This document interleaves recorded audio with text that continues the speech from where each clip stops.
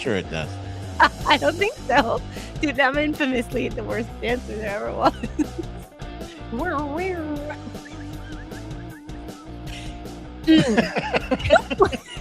And with the wow, so you're a world-class chair dancer. They ought to have an Olympic event called chair dancing. dancing. I swear I would get the gold. You would get the gold. If they had synchronized chair dancing, you would need a new partner, however, because I suck. I suck at all things dancing, as anybody who knows me can tell you. But with that, it is Thursday. I'm JoJo from Jurors, Joe Carducci. I am joined, of course, by my friend Majid Fadel, also known as Brooklyn Dad Defiant. This is the Joe and BDD show. We have news, all day, all the time. It's another day ending in Y. Brooklyn, how are you? And hello to everybody in the chat. I am chill in the gang. Yesterday was like my early Christmas because I don't know if you heard, but the new trailer for Spider-Man's Brand New Day came out, and this is something I've been waiting for a very long time. And as a comic book, a hardcore comic book nerd who collects comics monthly, I think probably about maybe 10. I think I have 10 issues I collect every month. Wow. Yeah, I have like boxes and boxes of these books. That's so cool. At some point I'm going to run out of space, but yeah, so I've been waiting for this movie for so long, and the trailer, amazing. Okay. Yeah. So when is it out? It's coming out in July. I'm crawling out of my skin like a wall crawler. There's so many things in it. There's like the Punisher is in this, the Hulk is in it, Scorpion. So there's a major cast of characters in it. They're returning to what they call street level Spidey. Like, he's not out in space fighting, space villains. Now he's like, that was always so strange to me, that all that crossover stuff. Like, I was like, wait, Spider-Man in space? Okay, that's cool. Like, I was like, actually, so in the comic books, he has just been in space again on a completely different mission for a very long time. I'm not gonna get into it because we have enough spacey shit going on in our own solar system on our own crazy planet. I saw somebody post something saying like, people don't understand why I wish an asteroid would crash into this planet. Yeah. Honestly, I think if aliens like were just like to just reveal themselves on planet Earth, we'd be like, really? Not now. Like, not now. You know what I mean? We got a lot of shit to do. But I'm going to see that Hail Mary movie tomorrow with the kids. With Ryan Gosling. Ryan Gosling. Yeah, he's so good. So I don't know if you guys have, the chat's not really kicking off just yet, so hopefully people are seeing this, but I don't know if you saw The Martian with Matt Damon. Loved it. So good, so surprisingly charming, and just every turn you're like, wow, this is just a charming, fantastic, wonderful, surprising little gem of a movie. This, I think, has something to do with that. I think maybe the same author wrote the book. So this is about Ryan Gosling's character wakes up in space, like and like he does not remember who the heck he is. And then he encounters an alien somewhere out in space. Here's the deal. Both he and the alien are on a mission to save their respective planets. That, I forget what the issue is that they need to be saved from, but then he eventually regains his memory, and then the two of them have to help each other save each other's planets. Okay, well, I'm excited to see it. That's a really good segue, actually, because he didn't remember who the hell he was, and just as a sidebar, yeah, I know. Good segue. Sidebar. I like it. If somebody else also this week, I think it happened on Monday, did not remember who he was. So here we go. Let's just play the clip and then we will talk about it. Sam.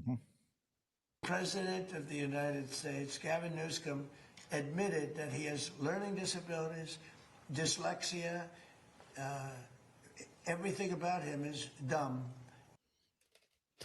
Wait a minute, Brooklyn. I have a question. The guy sitting behind the Resolute desk in the Oval Office of the White House, That guy. The guy looks like Yeah. he is the color of a Tupperware container after you've microwaved spaghetti in it. What's that guy's job title technically? I can't He's remember. the president of the United States, believe it or not. Wow. Wow. Thank you for that, Sam. Yeah. Let's unpack that clip for a minute here because there's a lot going on in that clip. So much wrong with it. So much wrong. He- First of all, he says, I'm so over him like giving people these childish nicknames. So the Gavin Newsom thing, okay, yeah, Which isn't new. Gavin Newsom said in his book he was called that as a kid. Oh, Not new. really? Yeah. Oh, yeah. Not Oh, new. I Yep. did not know that. But Yep. yeah, grow up Mhm. already. You know, you're the president of the United States.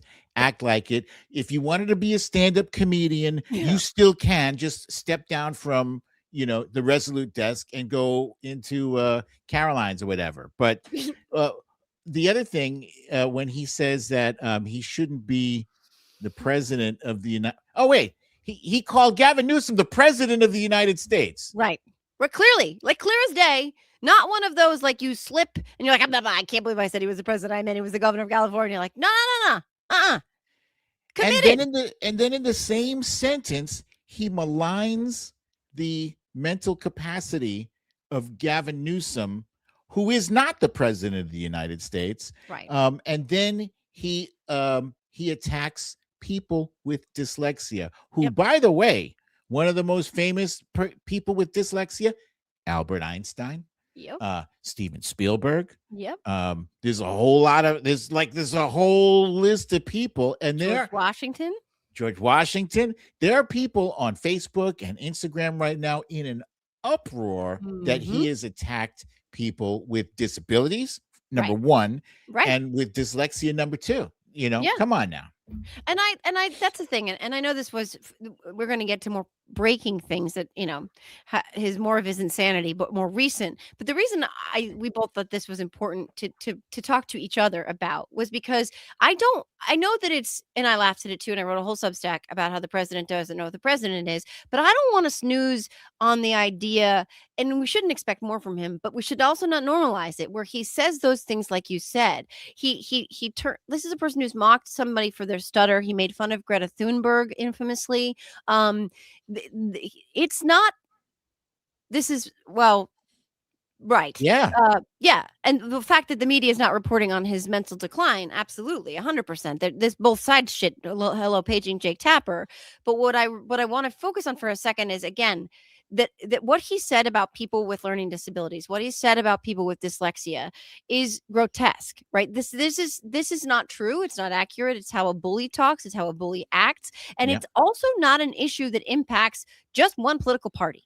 You know what I mean? This one, disabilities like that, dyslexia does not check your voter registration card. So lots and lots of people who voted for him either have to contend with dyslexia or have people in their life that contend with dyslexia or other learning disabilities. And as a former paraprofessional for almost 7 years of my life who worked with these incredible human beings who just learn differently, it makes me sick to my stomach that he can sit in the most powerful desk, behind the most powerful desk in the most powerful office in all of the world and model that kind of disgusting discrimination from an office that is supposed to model the opposite. And I didn't want that to get too far away from us because that's what he does and that's how he continues to do it, and it emboldens him so that he can use the R word slur, which is disgusting. So I wanted to revisit that. Yes, his mental health needs to be talked about, and yes, he's a fucking idiot, but that part is really important to me.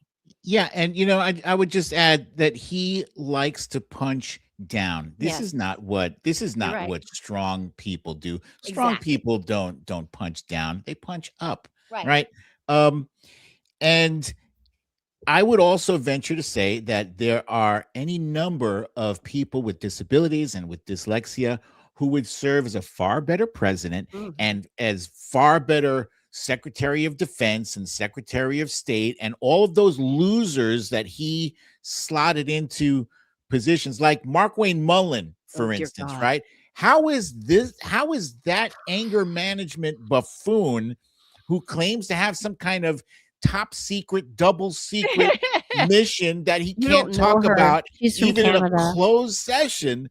Yeah. All these knuckleheads in his cabinet and he himself are dangerously unfit for the positions that they hold. So, people living in glass houses, they shouldn't throw stones. Donnie, put the stones down. Yeah, which we're not talking about your balls because we all know you got Hey. testicles the size of Jordan almonds. All right, Hey. that's not nice for Jordan almonds. We talk about those tiny Tiny. stones, tiny, like maybe like a honey roasted peanut, like a If pine you nut. threw stones the size of his nuts, maybe it wouldn't even make a scratch. It would be okay. You wouldn't even know. You're like, I got an M&M. Somebody flick a Tic Tac. What was that? But speaking of people with dyslexia, by the way, Gavin Newsom, it does not use written or typed out speeches. That man does that shit That's wild. extemporaneously, right? So That's Henry wild. Winkler, my personal hero in life, and honestly, America's like dad. This is at this point, he's just a hero. Henry Winkler, famously dyslexic, did his entire Fonz audition. They handed him a script. He's like, thanks. Can't read that. You just went out there and invented a character. He didn't I tell did me he not couldn't know read that. it. Oh Holy yeah, you cow. woke up. Shameless plug. I obviously love the man. I worship Henry Winkler, and he knows I worship him. He's just been an incredible, gentle, wonderful human being to my children, to me. Just an incredible. I could go on all day. His book. It's a couple years old now, probably 3 years old, 4 years old. If you haven't read it, you need to go out immediately and get it. But what I recommend is what I did, because I struggle with my attention span. Shocker. I did the audiobook while I read the book at the same time, and he narrates the audiobook. Oh my God, he does his parents' voices. Oh my God. But wait, how does he go? Hey. Oh yeah.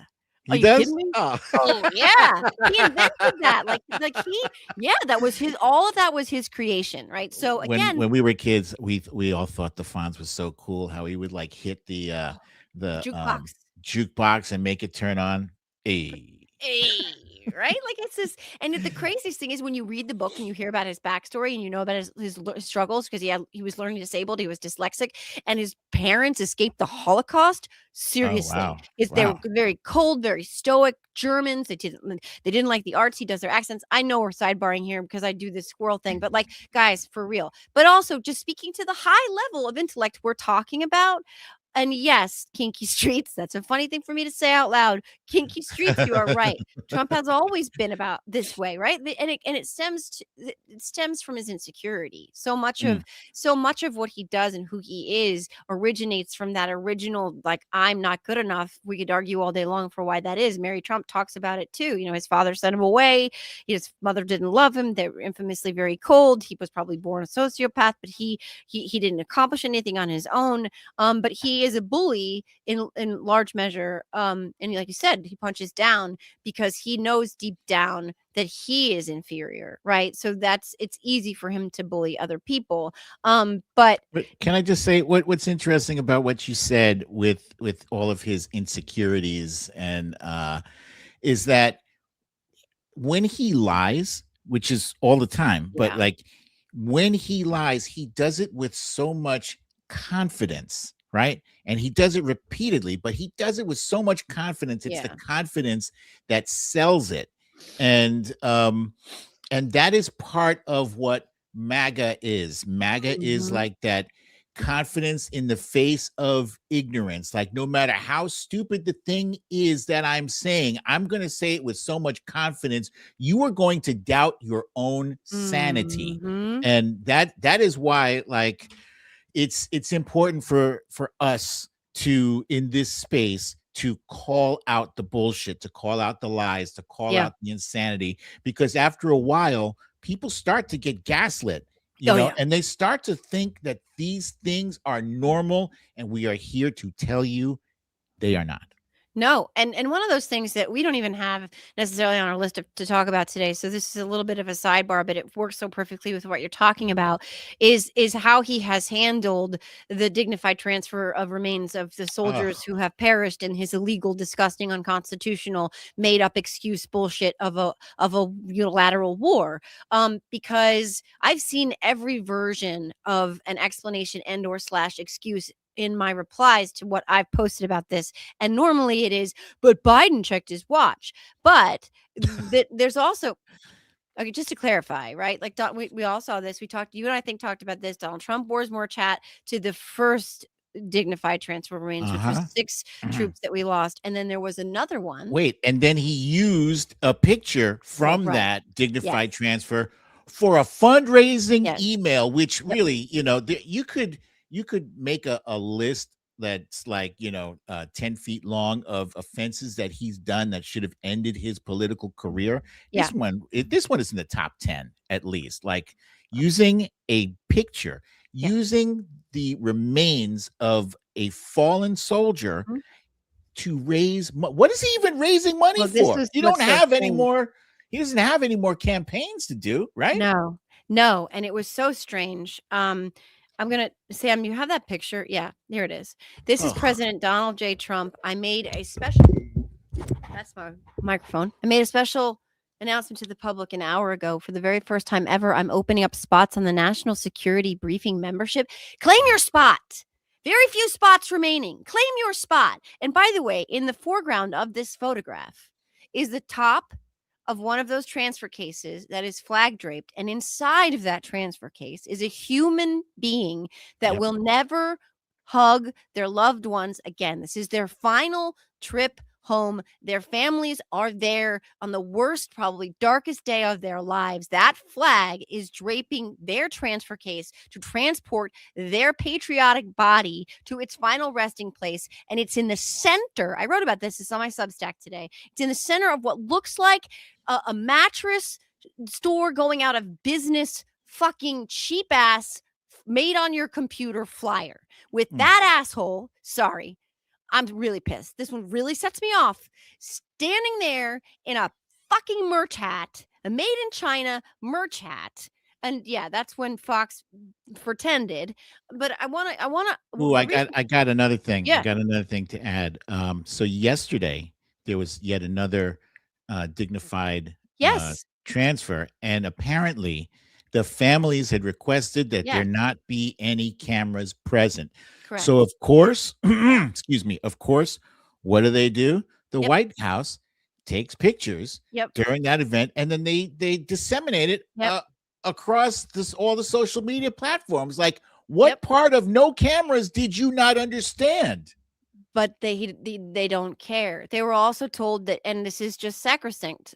Sacrosanct. How do you say that word? You don't use Arlington National Cemetery for political purposes either. And they used it for a campaign photograph and ad for him, during which time someone there actually tried to stop them, and they got pushed by people on his team. And by the way, to your point, the family had this one request. Fox News is the reason we know, because Fox News reported it in the morning. Donald Trump is on his way to another dignified transfer, and just to clarify, the families have requested that there be no photographs, or there will be no press. Those will be closed.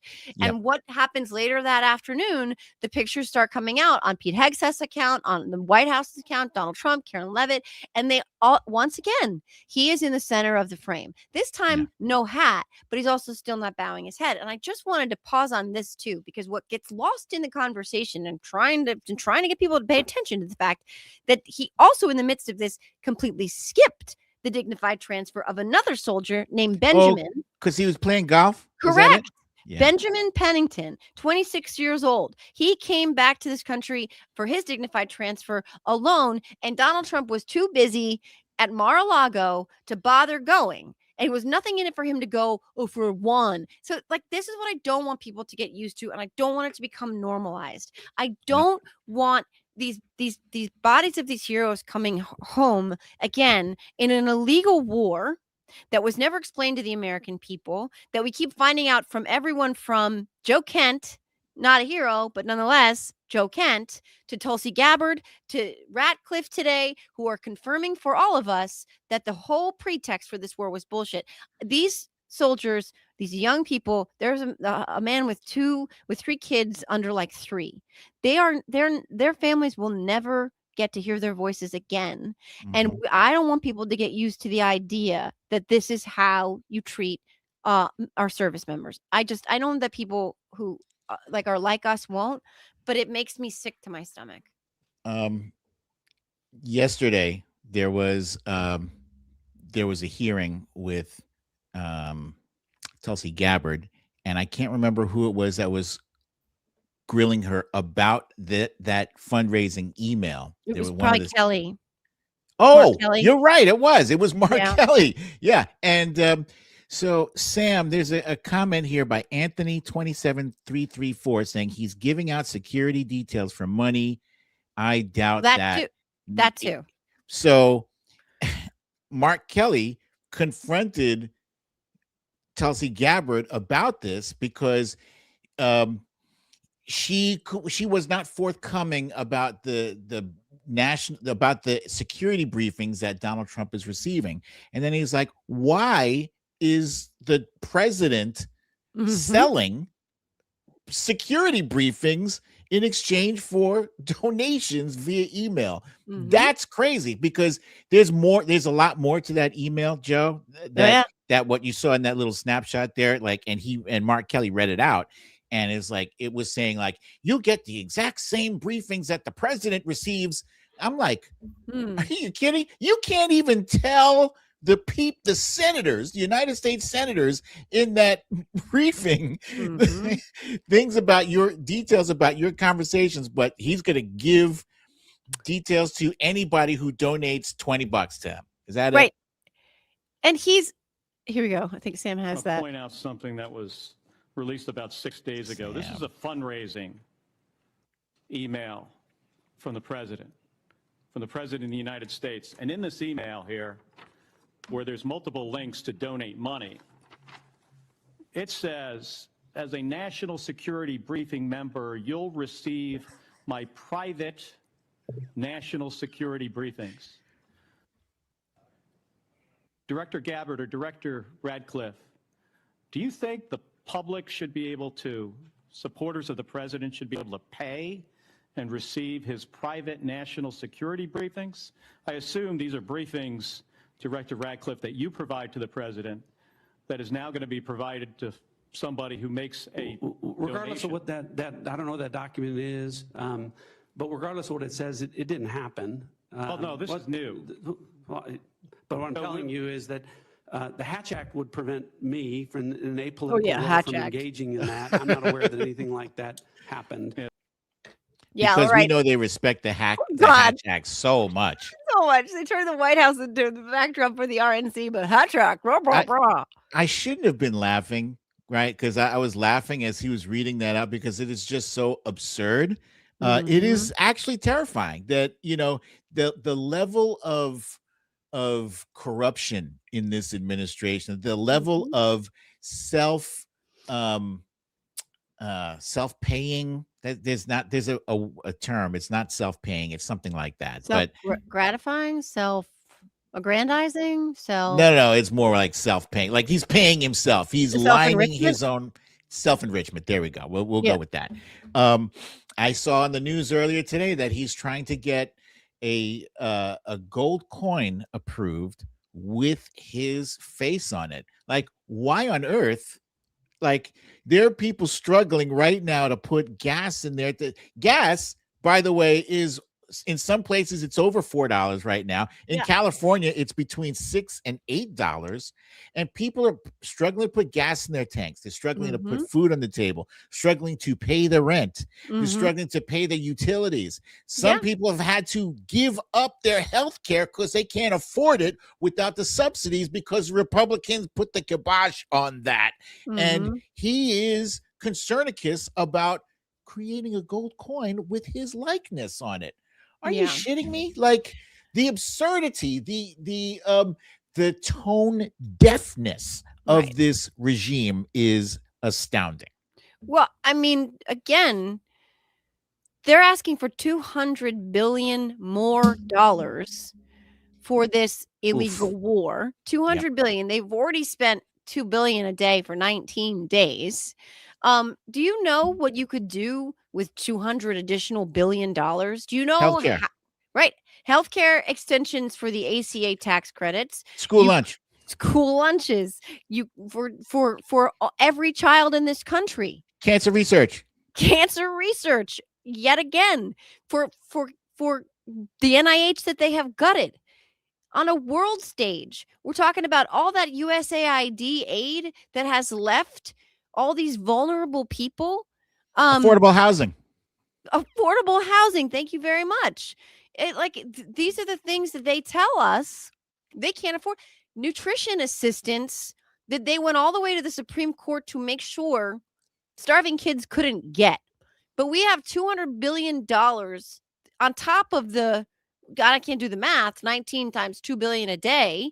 We have all the money in the world when it comes to that shit. And every time anybody goes anywhere near, you've been in the room, the ballroom, not a ballroom, where it's on the other side, where every time he has an event there, they have a lot of press conferences and stuff there at the White House. He says, behind this curtain, right behind this curtain. And he's pointing to his fucking ballroom. Well, we got enough money. I don't care if anybody wants to tell me that we're not paying for that shit. It doesn't matter. It's still tone deaf. And also, I totally, by the way, I am like 99% sure taxpayers will be on the hook for that. Oh, thing. God, They say say that that's coming from personal donations. I don't believe that shit one minute. No. And it's what it is. It is tone deafness, but it's also that he doesn't give a fuck about anybody. This is what ties everything together. Like if you're going to look for the central primordial goo that is like what he is comprised of, it is that he doesn't give a fuck. Yeah. Oh God. Well, right. Crab. 8 million on friggin' lobster, 2 million on crab meat, but he doesn't care. By the way, before we get too far off of the cancer thing, you heard that what's her name? Susie Wiles, his chief of staff, has cancer. And Anthony just posted a comment there that cancer research was cut by 37%. You know, all the people who will online get up all in their feelings. Oh, you didn't stand up for that little kid who they used as a political prop, and you didn't applaud him. But you guys did the material damage to that kid by cutting the cancer research, you fucking morons. By the way, guys, we are so far off of we had like a meeting before the show. We're like, all right, we're going to talk about this. We're going to talk about any of this shit. We will. We'll get to most of it. But the thing is, because there's so much crazy shit. Right. I didn't even tell you. I forgot to tell you that I saw a video earlier today that they have started dismantling the Department of Education already. Just in the past 3 days, they are stripping it little by little. They're taking like medical stuff and putting it into the HHS department. They're taking all these different components of the Department of Education, big chunks of it, and putting it into different departments. So at some point, it's just going to be gone. And they're using all of the distractions of the war and the Epstein files and the freaking gas and stock and all these distractions. This shit is going unnoticed, virtually unnoticed by anybody. And the Sam, you are something else, buddy. Oh, that's interesting. The federal student loan portfolio. Yeah. Again, it is, as Tara Mayer says, the fire hose of fuckery. Like it is physically, mentally, emotionally, spiritually, cosmically impossible for us to keep track of all of this. It's just that is by design.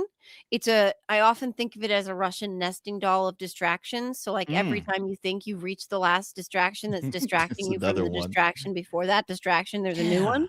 Yeah. Right? Like any metaphor you want. I often call it that, or a 9-layer dip of distraction. That's a good one.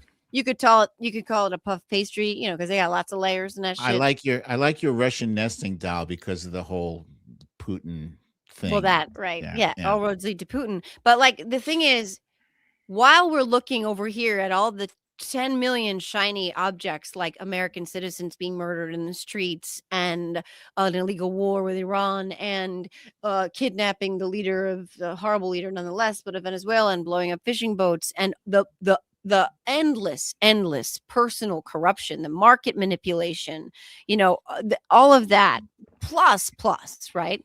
Plus the Epstein files, which Pam Bondi and Todd Blanche pulled up. We didn't even put this on the list to talk about today. They pulled a little attempt at a Houdini last night by showing up for some bullshit hearing, which is not even making a blip in the news. So that ostensibly Pam Bondi can get away with not actually being deposed under oath the way Hillary Clinton and Bill Clinton were, the way Les Wexner was, the way other people will be. They're trying to squirrel their way out of that because a cover up inside a cover up inside a cover up. So all that's going on while, to your point, they're completely dismantling once and for all for this, at least during this regime, the Department of Education. The numbers on what we've done to NIH funding on cancer research, the graphs on that will make your heart sink inside your chest. It is shocking. And the ripples and waves and tsunamis of impacts that all of this is going to have on us, not to mention measles and all of these other outbreaks in Florida and South Carolina, and how much less safe we are, and how many fewer people are taking Tylenol now because these two freaking madmen. Shit. Dude, I can't make this shit up. Plus, plus there was this price gouging on asthma medications and inhalers that kids needed, so the parents were just bypassing them entirely because they went up like $400 a pop. I mean, there's so What? Oh my God, that's another story that got lost in the news, right? There's so much. These parents are bringing their kids to the hospital. It never. Sorry, it never ends. I love how, like, when we do this show, you're like saying, "And this happened." I'm like, "What?" Well, because I thought I was like aware of what's going on. I am plugged in to the news, 24/7. But apparently, you can't. You can only focus on but so many things. Exactly, and again, that's by design. But the thing again is like what we have to do somehow is try to bring attention to everything we can in whatever ways we can. And sometimes that means an hour-long show where we're just talking about it. Sometimes it means 5 minutes of you talking to somebody at the grocery store, at the gym, whatever it is. Like that's the only way we can navigate all of this and to continue to advocate for free and fair elections so that we have a moment where we can reclaim the reins and put some guardrails on this thing, because it is spewing everywhere right now. And we have a lot of stuff on our list that's like funny and hilarious to talk about, like Trump and the Japanese prime minister today in the Oval Office, which was not so much hilarious as it was like extreme cringe and embarrassment. Like, as a citizen, as a lifelong citizen of the United States, I would like to tell the world community, the global community, how sorry we are that we have such a rat brain shithead sitting in our highest office. We voted for the lady, right? With the lady with the smarts. We voted for her. That was like, okay. So Sam, can you cue up that video right quick? This is a video of Donald Trump in the Oval Office with the Prime Minister of Japan. And a reporter had asked the question, did you consider informing some of the allies? Why didn't you tell them before you attacked Iran? And he said, well, we like to we like to surprise, we like surprises, right? Like Japan, like Pearl Harbor, right? What? And then he turns and looks at the prime minister and says, why didn't you tell me about Pearl Harbor? And like, first of all, motherfucker, you weren't even born when Pearl Harbor happened. And then so every person from Japan that it was their responsibility to inform you of. It's just like it's so absurd and so cringe and so embarrassing that somebody from in a position of power would say something as disgusting as that. Let's play it. Of course, Japan and US are very good friends. But one question: why didn't you tell US allies in Europe and Asia, like Japan, about the war before attacking Iran? So we are very confused about we Japanese Well, citizens. one thing, you don't want to signal too much. You know, when we go in, we went in very hard, and we didn't tell anybody about it because we wanted surprise. Who knows better about surprise than Japan? Okay? Why didn't you tell me about Pearl Harbor? Okay? Right? You know, he's asking me, no, you believe in surprise, I think, much more so than us. That room got crazy quiet after he said that. I just After those jackals laughed. Who the hell was laughing at that? For I don't think that people understood where he was going yet, because like it's like one of those things like what's he talking about? Like you got it, I got it, a lot of people got it, but like the Japanese were probably being a little accommodating, like, oh, this seems funny, he seems like he's in a jocular, this is a funny thing, and then he says it outright. And Sam, I sent you this clip. This hopefully Sam has it. This I text you, just say yes or no if you have it for me, because it's really good. This isolates the prime minister and her facial response as this is good. So good. Like, yeah, here we go. Because we wanted surprise. Who knows better about surprise than Japan? Okay? Why didn't you tell me about Pearl Harbor? Okay? Right? You know, Instantly, she got it instantly, but she probably, like, she's a genius, clearly, like, you know what I mean, she's the leader of Japan. Oh my God. So but I bet also some of the American press was like, oh, this is funny. And the thing too, it's like goes back to is the bar so low that this guy sitting behind the Resolute desk making fun of people with dyslexia, is the bar so low, Brooklyn, that this goddamned incurious idiot, this totally dumb, thick-headed, stupid, numbskull moron is so just alarmingly vacant that he's not understanding that he's sitting in the country they attacked. When they did that, surprise, it's not a hibachi restaurant, you shithead. It's not the birthday song my daughter loves to get every year after they make the onion volcano. This is the prime minister of Japan, and a moment in their country's history that, by the way, led to two, not one, but two nuclear bombs being dropped on their people. This is something that for the Japanese people is not laughable, but he's such a fucking thick-headed moron, and he's so clueless and insensitive and utterly self-unaware that he doesn't understand that, because he's not a dignitary, he's not a leader, he's a 12-year-old kid on a fucking sugar high who has no business representing our country morally or intellectually. He's a fucking moron, and I'm sorry, like, I know it's funny, but like, that's ridiculous. It's embarrassing. We are the laughing stock of the world. I didn't find it funny at all. Like, you know, no, as soon as he said the thing, you know about surprise, right?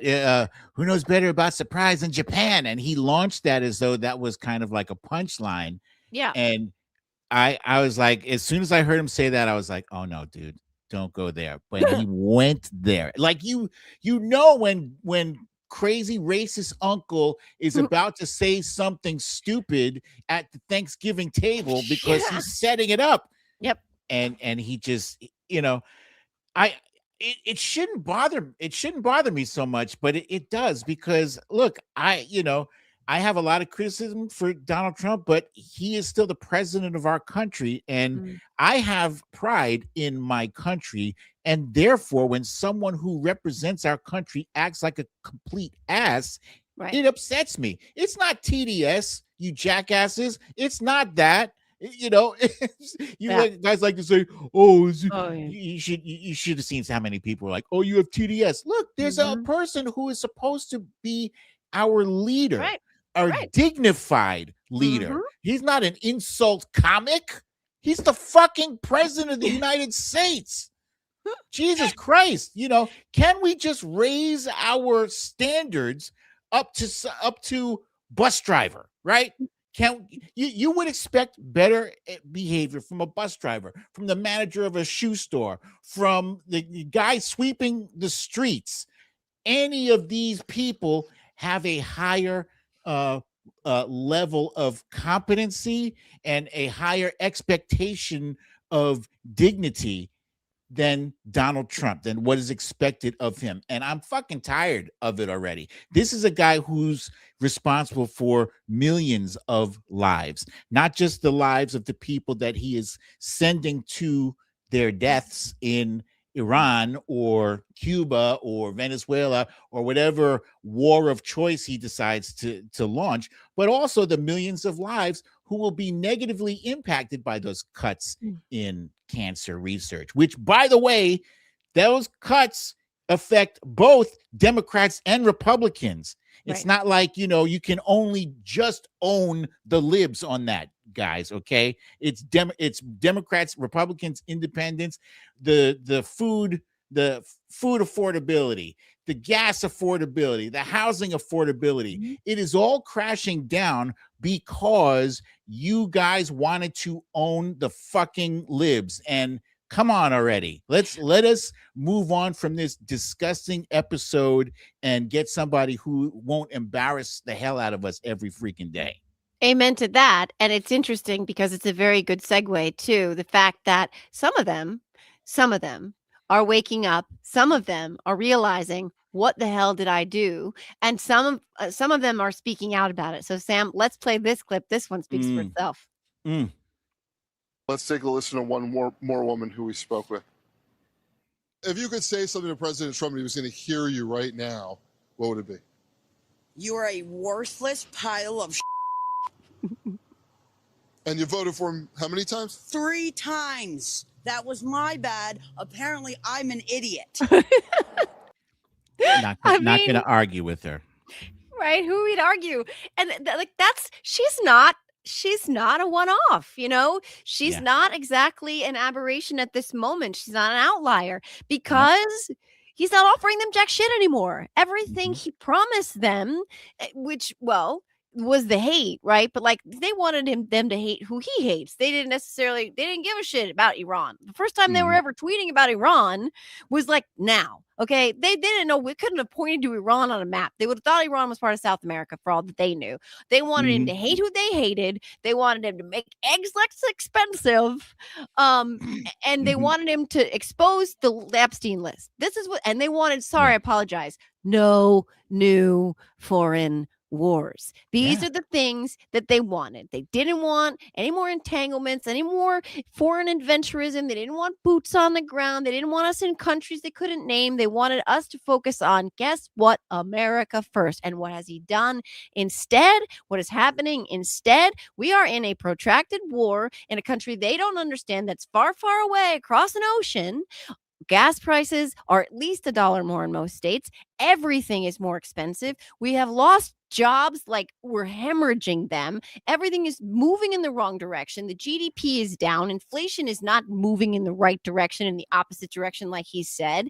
And what is happening with the Epstein files? Nothing. Jack shit. Nothing. They are covering it up. They had to be forced by Congress. They had to be forced by Congress, and they're still sitting on half of them. So his voters, not all of them, a lot of them are still, he has 100% of support from MAGA right now. This is a statistic I saw. To me. Yeah. Well, if it looks like a cult and it walks like a cult and it talks like a cult, it's probably a cult. You know what I mean? It's really difficult to put some of the toothpaste back in the tube when this guy let them be their worst, most racist selves. Okay, but that wait, lady represents the rest of them. Yeah, she's MAGA. She voted for him 3 times. She's bona fide MAGA. She's probably got a whole collection of different MAGA hats at home. True. But there's a comment there by C. Kendall. C. Kendall is very active here. Let me see. It was a good one about that woman. There. Oh, I don't know. I kind of dig that lady. Yeah, that one. Says, I don't know. I kind of dig that lady now, even if she did vote for Trump 3 freaking times already. Yeah. I guess for some folks, it takes baby steps to admit they were duped. I want to say something about that because a lot of folks on our side like to dunk on the MAGA with the regretful MAGA, the ones that are leaving the bandwagon. And I get it because It's because of them. It's because of their closing their eyes and closing their ears and voting for that, 34-time convicted felon, adjudicated sexual abuser. Anyway, despite his litany of faults and weaknesses, but we have to eventually make progress back towards getting his enablers out of office. And by enablers, I mean the House and the Senate Republicans there. We have to focus. Our next big hurdle is going to be the midterms, because when we reclaim the House and the Senate, it's all about accountability. It's affordability, but it's also accountability. And I for one am really looking forward to accountability, to compelling people like Pam Bondi to get up there and answer. And like last night, Michael Steele on MSNBC said, like, you need to haul her behind in, and if she refuses to speak, get the U.S. Marshals and drag her into one of those cells in the Capitol. I love it. That sort of thing. That's what we need to see now. We need to see Donald Trump impeached. I know we talk about it all the time. It's because he keeps doing impeachable shit. It's not like you can leave him in there and not address the elephant in the room. And right now, the elephant in the room, his diapers are full. His skin is sickly hue of orange, and he's doing whatever the hell he wants, and that has to stop.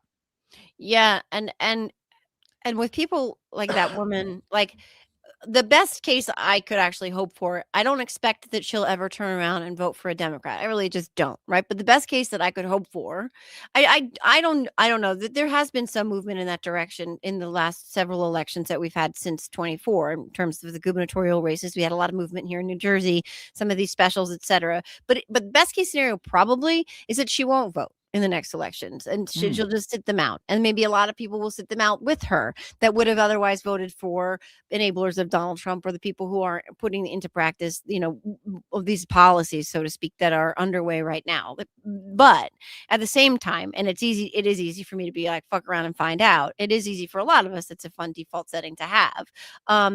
There are some people who just need to keep sticking their finger in the socket to realize you probably shouldn't stick your finger in the socket over and over again. Any of us with kids understand that. But there is somewhat of a spell breaking. He very much relies on their loyalty. It also gives him teeth when it comes to threatening people with primaries. It still works. I don't understand how it works, but John Cornyn is a living, breathing example of how afraid of Donald Trump works out, because he is afraid to not get his endorsement in his race against Ken Paxton, so much so that he's willing to forego the filibuster right now, so that they can pass the SAVE Act, which is, we all know, Brooklyn knows about the SAVE Act more than most people, a bunch of bullshit. But he doesn't have the teeth that he used to. And any Democrat that it doesn't have an appetite for impeachment, to me, is disqualified. That's one of our original mistakes, is that we didn't go far enough and holding these people accountable fast enough. It should have happened on day one of Joe Biden's term. And I don't criticize Joe Biden easily. You guys know that about me, but they should not have dragged their heels. Looking at you, Merrick Garland, too. They shouldn't have dragged their heels, because we ran out of time. Ran out of time, and accountability takes time. And in that case, we didn't have enough of it. And this isn't one of the original sins. And this is how we got here. Sally Yates would have been so much better. So much better. So much better. I mean, look, again, so much of this stems from Mitch McConnell, right? The evil turtle. If he had not done what he did when it came to Merrick Garland's, nomination for the Supreme Court under Barack Obama, you can't put a Supreme Court justice in an election year. Hi, looking at you and Amy Coney Barrett right now. If Merrick Garland had been where he belonged on the Supreme Court, and we would have potentially had a Sally Yates as Attorney General, and we would have had someone with some more gusto, so to speak, with more of an appetite for holding people accountable. But history. Hey, what do you think about Rand Paul? Oh, God, we got to talk about Rand Paul. Okay, I have lots of thoughts about Rand Paul. Because I ask you this because there's like there are two different politicians going in different directions. You have, on the one hand, you have John Fetterman, who's doing daily hits on Fox News, and Rand Paul, for some reason, who I was never a fan of, still not a fan of, but I do appreciate that he is like one of the lone voices on the right making some fucking sense. One about the Iran war, he's speaking out against that, how they should have sought authorization from Congress. There's a few, there's like a handful of issues that he's bucking the rest of his party on. Yeah. Yeah. So this happened today. This was today, correct? Or yesterday? I think today. Yeah. The U.S. Yeah. So the Senate Homeland Security Committee voted to advance Markwayne Mullin's nomination as DHS Secretary in an 8-7 vote. Rand Paul, who is the chairman of that committee, I believe, was against it. We can talk about that. We have a clip of that for why. John motherfucking Fetterman. I've said this, and I will say this for on the record again. I've never said it out loud. I've said it in a tweet. I have never, not for as long as I have lived and been politically involved, ever regretted supporting a political candidate as much as I regret supporting John Fetterman. Not that Dr. Oz would have been any better, because he wouldn't. He would have been worse. We wouldn't have gotten any votes out of Dr. Oz. But John Fetterman makes Joe Manchin look like a hardline Democrat. And like Fetterman was to me, there was so much fraudulence. Like, I feel like he really sold people a bill of goods, and that stings, because he's going to be there for many more years.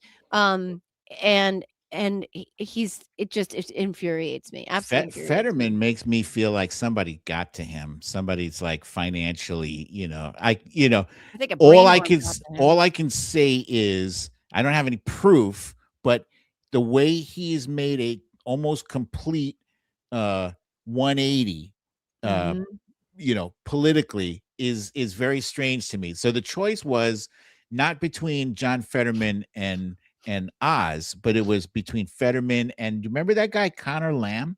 Oh, Connor Lamb was amazing. Wasn't that the guy that was running against Fetterman? Yeah, Connor Lamb's amazing. Amazing. Yeah, so I think that the thing people were concerned about was that they thought Connor Lamb was too milquetoast. He was too like middle of the road centrist kind of thing. And Fetterman seemed like a renegade. This is a guy who I'm only going to wear hoodies and shorts. And, right. He's cool. But so he was quirky in the same way that Kristen Sinema was quirky, and we saw where that thing ended up. We never talked about her affair shit. We never talked about that.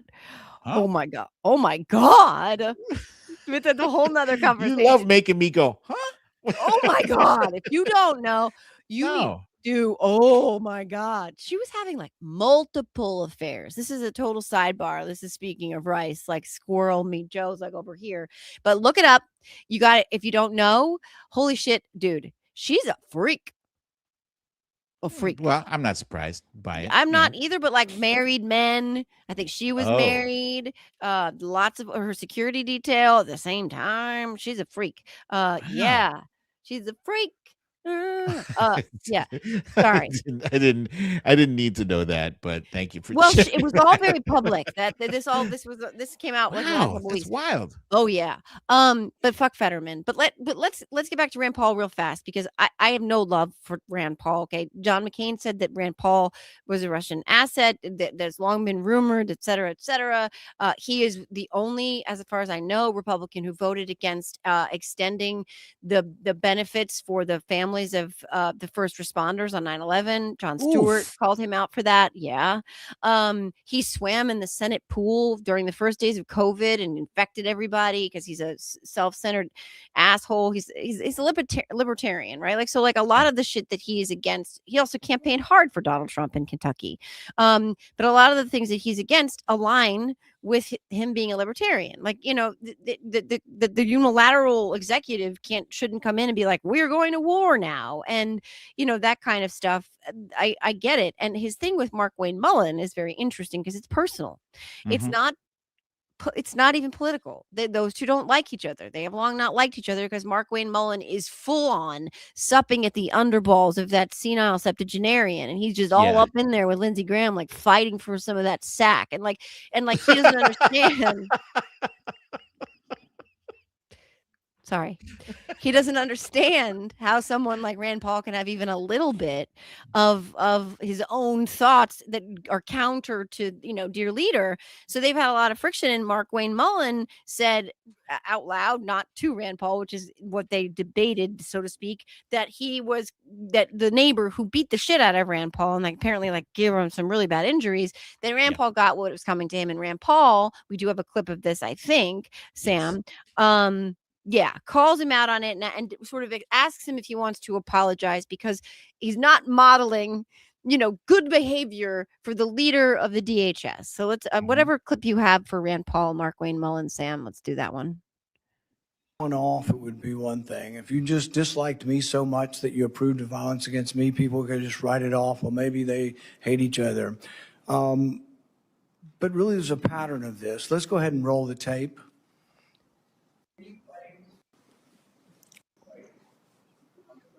We can be good as an adult. We can finish it here. Okay, that's fine. Perfect. You want to do it now? I'd love to do it right now. Well, stand your butt up then. You stand your butt up. Oh, hold it. Oh, stop it. Is that your solution? Oh. No, sit down. You're a United States Senator. Sit down. Okay, sit down, please. All right. Can I respond? Hold it. If he got up too, would you have gone at it right there? I would have probably jumped over the dais at that point. You have to be called out on it. It's not this guy continues to get away with this stuff. And it's just, it's just silly, it's stupid, but every now and then you get punched in the face. Well, go back to the 1800s and 1700s. They used to have canes. And duels. They used to have duels. Yeah. Right. And there's a way that men used to settle their differences. I ignored him 4 times to be part of that. And people say, yes, you're supposed to ignore it. Well, I'm not a very good Christian. I try to be a good Christian. And I know people say you're supposed to turn the other cheek. I prefer the David method. But we need to move from an almost... By the way, I'm not afraid of biting. I will bite. Fighting? Oh, I bite. Yeah. I'm in a fight. I'm going to bite. I'll do anything. I'm not about it. And I don't care where I bite. I just want to say, Cyber, sit down. You're a United States Senator. You're a United States Senator. If you're going to fight someone, you fight the millionaires and the billionaires. Sit down. I mean, that really should have been the end of his career in the Senate. It is so unbecoming of a member of Congress. It is unreal. And the fact that he actually thought that dueling yesterday, that was a point that came up during the hearing. He thought that dueling was legal. And, to which point Rand Paul brought up that it's been illegal for 173 years. Yeah. But as much as Mark Wayne Mullen tries to play it off like he's this tough guy, some of you may have already seen this a picture of him hiding on January 6th behind a wall of chairs and then a wall of humans that are fending off the rioters at the door. That's one picture. Yeah. And then when Donald Trump had put the National Guard in Washington, D.C., Mark Wayne Mullen said that he was grateful for that. And he claimed that he can't even go out driving his car anymore because he's afraid he'll be dragged out of his car and carjacked. Oh my! Right. Oh. A big talker, right? Again, and he wouldn't apologize to Rand Paul. He wouldn't say to his face also what he said, right? Yeah. There we go. And he's got that super secret, special, top secret mission that lives in Canada. You wouldn't know her. So brave. So brave. So brave. So brave. Sam's got to go soon, so we should do our final thoughts. Oh man, we have meandered. Meandered all over the place. We covered a lot of ground. We did cover a lot of ground, though. Did we? I hope so. I mean, the thing is, that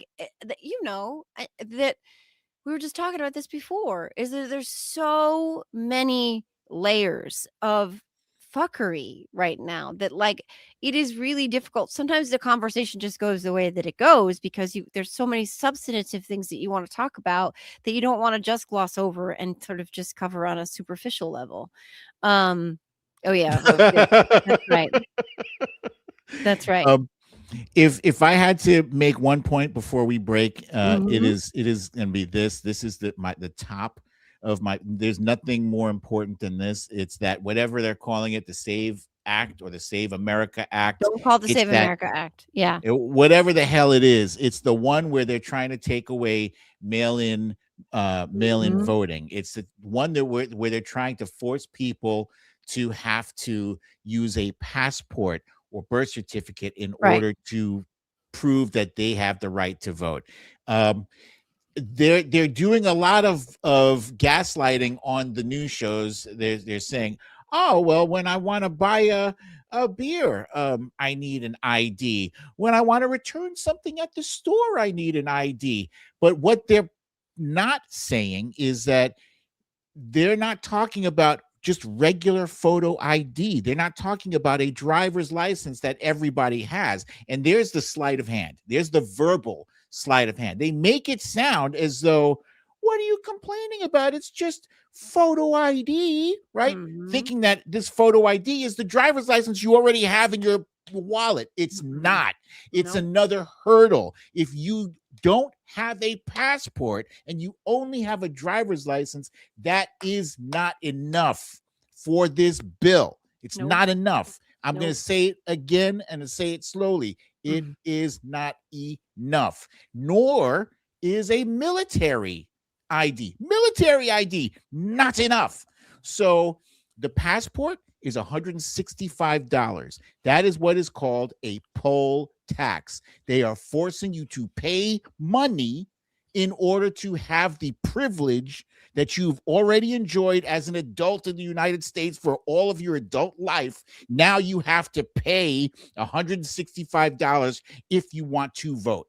So, Democrats, Republicans, independents, call your senators, call your representatives and tell them, fuck that bullshit, kick it to the curb, defeat that bill with extreme prejudice.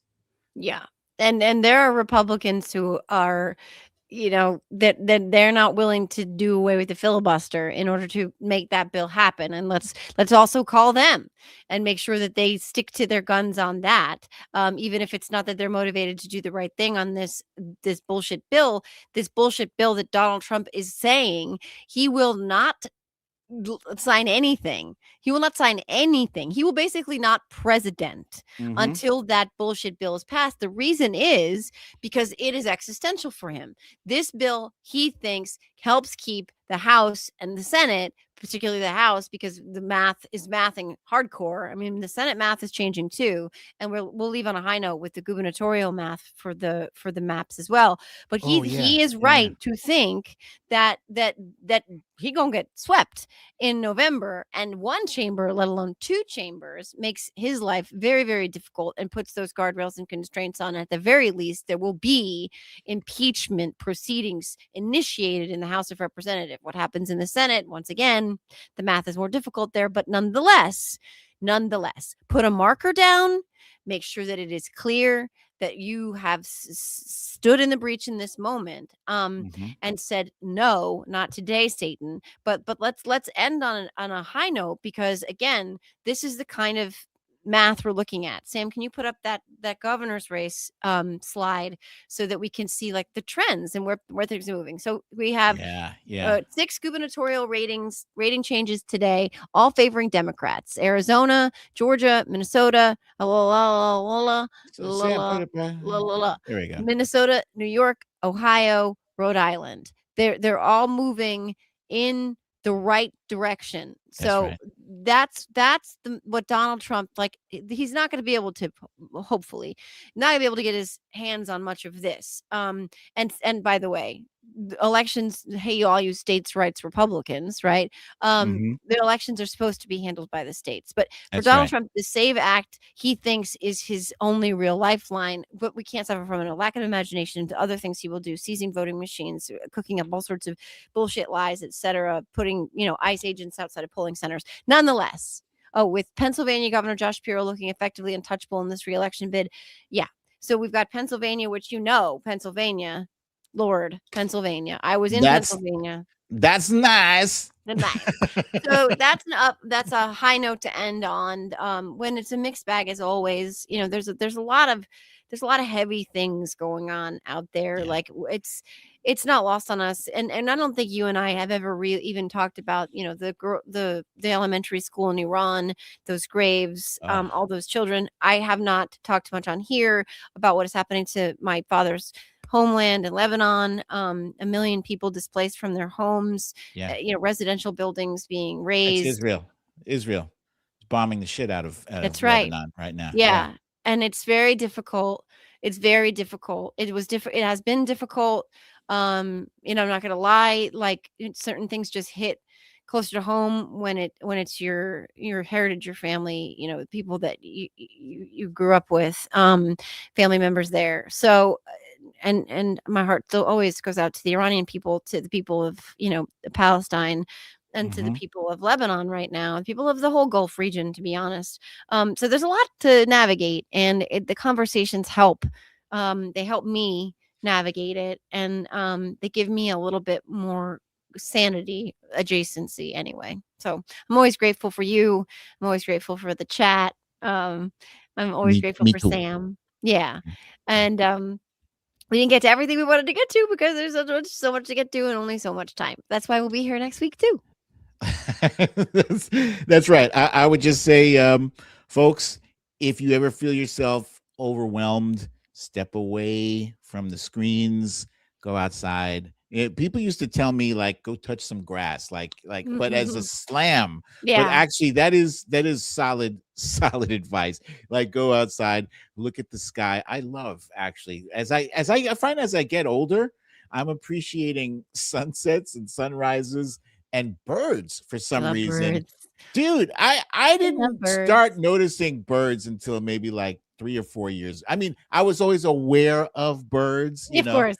obviously when they shit on your car, you're aware of them. But Right. like, I started appreciating seeing like a woodpecker on my tree, the You red said ones. pecker. Yeah, woodpeckers and all these Yeah. different kinds of birds. Yeah, as I get older. So do that. Step away from the politics. It's important. It's critical, right? But it's not up to you alone to solve all these problems. Don't let yourself fall into a feeling of despair or being overwhelmed. Yeah. And like they say on airplanes, put your oxygen mask on first and then help the person next to you. You got to take care of yourself. You always got to put your mask on first. You're of no help to anybody, least of which yourself. So take whatever time you need. I say that as somebody whose body basically quit on me because I wasn't taking any time and it forced me to slow down. Bodies will do that. Brains will do that. Our psychology will do that.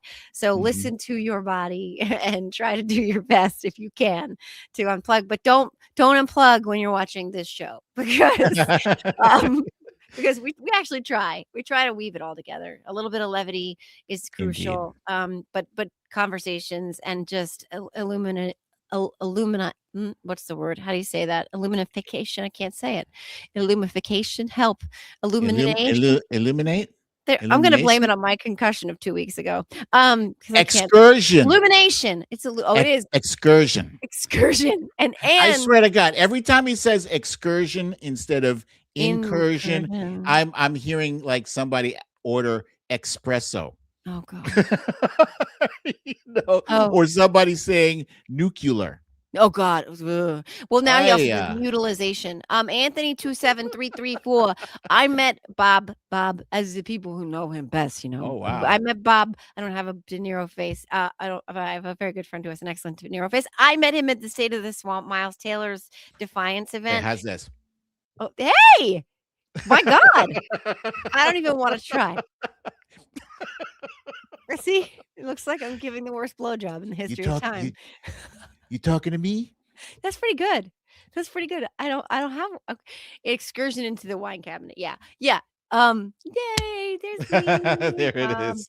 So that was a great picture. Amazing. Yeah, but met him at the Defiance State of the Swamp event. He was an incredibly gracious, lovely, wonderful human being, and I never thought in my life. Well, that's not true. I kind of gave myself a goal to meet him because I felt like my life was heading in that direction. I never really thought it would actually happen, but it did. So, And that actually shows you the power of manifesting, which we can all do together.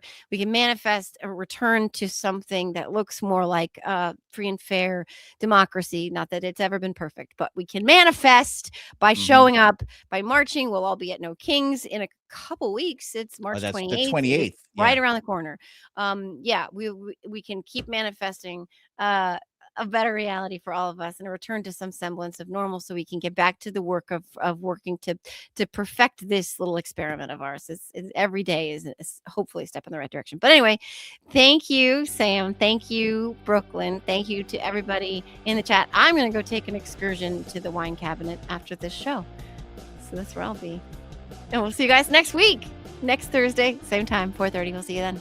Bye. Peace.